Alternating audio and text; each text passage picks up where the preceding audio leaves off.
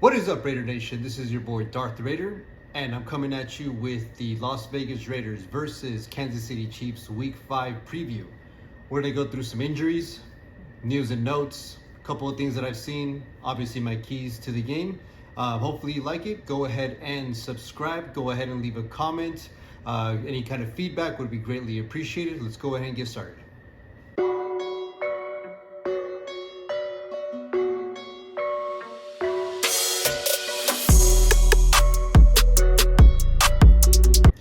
All right, guys, we got Kansas City coming up on Monday Night Football in Kansas City. For those of you guys that have been following along, I assume you guys are Raider fans already. We don't do too good out there, guys. I mean, to be honest with you, we don't do good against KC at all. Since Patrick Mahomes has been the quarterback for Kansas City, he is 7-1 against us. For those of you that you remember, the only win that we have out there is going to be a couple of years back when we beat them about around this time. I think it was like week 5, week 6. Henry Ruggs caught a big bomb. Josh Jacobs had a huge game as well, and I think it was 40-32, if I'm not mistaken. Hopefully we can replicate some of that going on to Monday night game. Let's go ahead and start off with injuries. I'm going to go ahead and do the Raiders first, and then I'll go ahead and go with KC as well. So, actually, really good news, guys. It looks like everyone is going to be back, minus Jayon Brown. We had reports earlier that Foster Moreau might not be playing. As of right now, he is questionable with that knee injury. Good thing is Denzel Perryman, Hunter Renfrow, Roderick Teamer, Darren Waller, Rock Ya-Sin, all these guys at some point throughout this week were either not going to play or had that red jersey, non-contact jersey on. Also, Sam Webb is looking like he is questionable as well, so I'm hoping we can actually use him for a little bit. I personally think that we need as many bodies, as many DBs as we can when it comes to, facing Mahomes. And for Kansas City, it looks like the only person that's going to be is going to be their kicker, Harrison Buckner. I believe this is his second game this season that he's missed. Looks like it's an ankle injury, didn't participate all week, so he's not going to be playing. Interesting to see who they are going to be using this week as the kicker. We'll see how it goes. I can't remember who it was last time, but I'm pretty sure it was at safety, his last name Reed. They might be using him again unless they sign someone else between now, Saturday afternoon, and Monday afternoon. Also, some questionable people that we got is going to be guard Trey Smith, Mike Dana, he's a D-end, and I was actually surprised, but it looks like Juju Smith-Schuster might not be playing. He's questionable as well with a quad injury. So hopefully the least weapons, the better for us.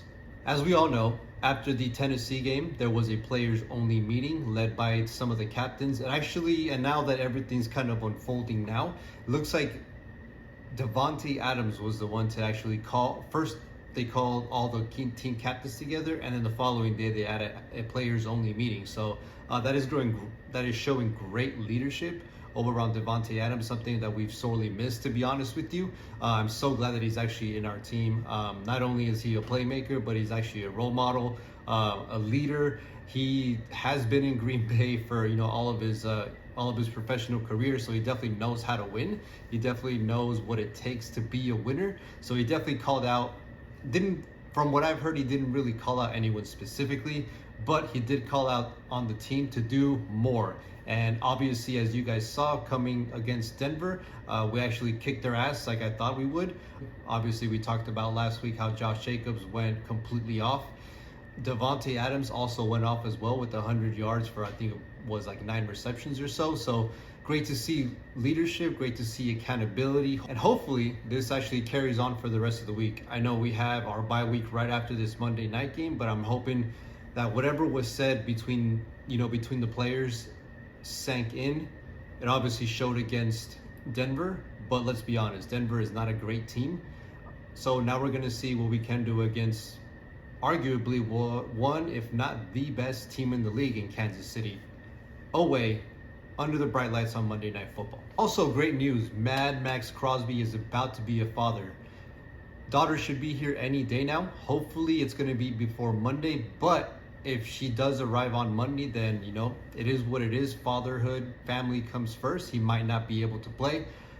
Actually hits me a little bit on the good side, just because my fiance is pregnant as well. We're also gonna have a daughter as well, so I kind of want to see how he develops as a parent. I know we're not going to be able to see a lot, but it's actually good to see, or it's actually really nice to see someone that I look up to become a father, become someone that's going to continue to grow on his family, continue to produce for his team, do his job right, and just pretty much be a role model for everyone else. While staying on the subject of Max Crosby, Bill Barnwell of ESPN wrote out an article this week talking about early awards for this season so far, and he actually has Crosby at the top of Defensive Player of the Year. I couldn't believe it, to be honest with you, so I did a little bit of digging. I don't like using these guys too much, but they are a pretty good source of truth. I was checking out the PFF grades, stats, things of that sort, and from what I see here, this season so far, Max Crosby has 17 solo tackles, that's first in the league. He's got 4 sacks, tied for 7th, and 2 forced fumbles, that's tied for 2nd. So I know it's early in the season, we didn't start off great, and it's only October, but if he just continues on this, then he can actually be that Defensive Player of the Year. And that's actually something we haven't had in a while, going back to Khalil Mack. So I'm hoping this guy continues to grow, continues to be a great role model, like I said before, to the team. And, having someone win some kind of award for the Raiders would be absolutely awesome. All right, guys, moving on to some transactions that we had going on this week. First and foremost, sure we all know, early in this week, we did sign Blake Martinez to the practice squad. As of yesterday, he did get elevated to the starting roster. So it's probably going to be looking like we're going to be seeing some Perryman / Blake Martinez, action going in there, which is something that I'm excited to see. I know they're not the greatest cover guys, but as far as run stuffing, they're absolutely lights out. Going back to Blake Martinez, I do have a couple of stats here that I'm going to go ahead and share with you guys. So Blake was drafted in 2016. 69 total tackles in 2016, but in 2017 is when I believe he actually became the starter for the Green Bay Packers. So in 2017 and 2018, he had 144 tackles, and I believe he also led the league in tackles as well. He might have led it in 2019 as well with 155, but then he obviously signed with the New York Giants in 2020. In those 16 games, he did have 151 tackles as well. So as you can tell, this guy can hit. This guy is always all around the ball, which is something that we desperately need. He didn't play too much. He only played 3 games last year because he did tear that ACL. But as far as the reason why he did sign with us is because the familiarity that he did have with our defensive coordinator, Patrick Graham. For the Giants in 2020 and 2021, he did have some familiarity being the linebackers coach with Blake Martinez when he was in Green Bay as well. So that being said, with Blake Martinez, I'm super excited that he is, a Raider now. That's something that I always looked at wanting to get him. My best friend is also a Packer fan and stuff like that, so obviously we always share stories, talk about each other's players and stuff like that. So Blake Martinez is always something that someone I should say that I've always wanted to be wearing that silver and black. The Raiders also signed Albert Wilson, wide receiver. He was drafted from Kansas City actually quite a few years ago. He's 30 years old, a little bit of a journeyman. He was, like I said, with KC the first 4 or 5 years. Didn't work out with them. Then went to Miami for a few years. I actually heard about him because I was doing some franchise mode I think back in 2018, and I was drafted by Miami. So he was one of my go-to guys. So it's kind of funny that, he's now a Raider. This past season, he was actually in the practice squad for the Minnesota Vikings. And as you guys can recall, he actually scored a touchdown against us. So that's probably where we saw him and why we decided to pick him up, because we actually probably got some tape for that preseason. Because we signed Albert Wilson, we did let go of Tyron Williams. T-Billy, not too sure why the reason was. Last I remember is listening to our offensive coordinator, Mike Lombardi, and his name did get brought up in one of the presses earlier this week, asking him why he wasn't getting a lot more action, things of that sort. Pretty much alluded to the fact that he wasn't being consistent at practice and he wanted more consistency.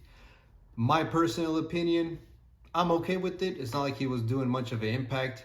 Albert Wilson might be an upgrade. I don't know. But to be honest with you, he's probably not going to get much use. If anything, he might just be a special teams punt returner / kick returner. But, we'll go ahead and see. And a little bit of bad news, guys. Ian Rappaport this week did announce that the Raiders are placing newly acquired offensive tackle Justin Herron. Sorry if I'm actually butchering that last name. He's headed to IR after he tore his ACL in practice. I believe it was on Wednesday or Thursday.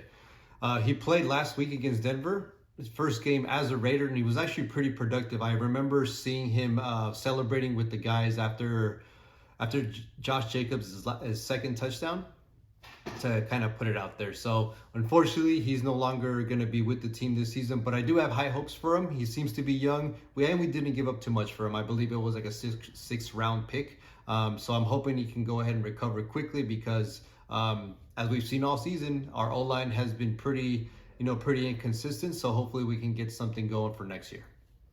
All right, guys, and moving over to our week 5 keys to the game. I usually have 3. Let's go ahead and get started. My very first one is going to be the trenches. It's going to be what our O-line can do against their D-line. Don't get it twisted. Our O-line is doing a lot better. We did look like we have buttoned up a couple of things. Although I'm not too sure why we keep bringing people in and out. I strongly believe it should be Mumford, Parham, James, Simpson, in my opinion, and then obviously Colton Miller over at the end. That's who I would go with.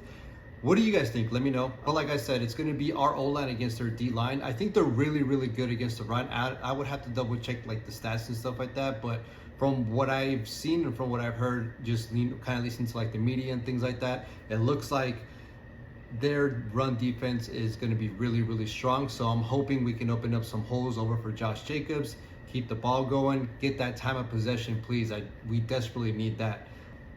With how lights out Mahomes has been against us, I believe time of possession is going to be really key. So I'm really hoping that O-line can, make their blocks, not miss on their assignments, and keep Carr and the gang protected. My second one is going to be containing Mahomes. I know it's a lot easier said than done, but I'm really hoping that if Max plays, and even if he doesn't, to be honest with you, I'm really hoping that Chandler Jones actually shows up this time. He's been getting a lot of better and might not be on the stat sheets, but it looks like this past game, he did hit the quarterback a couple of times. He was, pretty much a menace in that backfield. But containing Mahomes is going to be of utmost importance. I think he's actually a lot more deadlier when he's, improvising, going off of the run, things of that sort. So I'm really hoping that whoever's going to be on those on the end is going to be able to contain him, and I'm really hoping that whoever's going to be our defensive tackles, whether it's Billings, Hastings, whoever it may be, Farrell, these guys can actually get some push down the interior and get some sacks, because the more sacks, the farther back we can get these guys, the better it will be for us. Offensively, I kind of want to go with 2 of them. I know I usually said 3, but for me, it's going to be kind of like a 2-headed monster. One of them is going to be getting Josh Jacobs going. As long as he can do what he did against Denver, I think we have a really good chance of keeping it close and keeping the ball out of Mahomes' hand. Our second one is going to be our tight ends. Regardless if it's going to be Waller, if Foster Moreau plays, and I can't remember the other individual, number 80, which is just getting out of my head right now. But from what I've seen as well is that their linebackers aren't that great.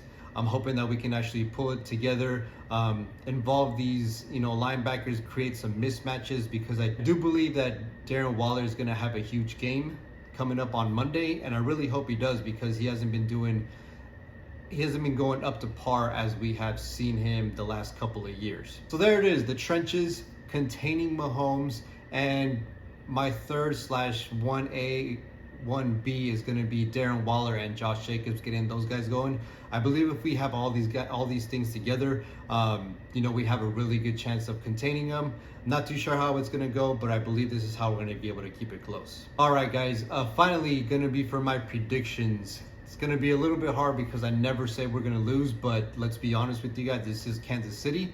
I am going to go with a score of 24-30 Kansas City. They edge it out towards us at the end, but I do believe it's going to be a really close game. All right, guys, that's all I have for you today. Let me know what you guys think. If there's anything that you guys wanted to talk about, if there's anything that I missed, feel free to call me out. Like I said, any kind of feedback is appreciated. We're still growing here, so if you guys can, hit that subscribe button. Let everyone know that I got this thing going on and stuff. Like I said, feedback is really, really great for me. Shout out to all my people over at Reddit. They've been giving me some great feedback. And I mean, just be honest with me, guys. Anything that can help would be greatly appreciated. Thanks, guys. I'm out.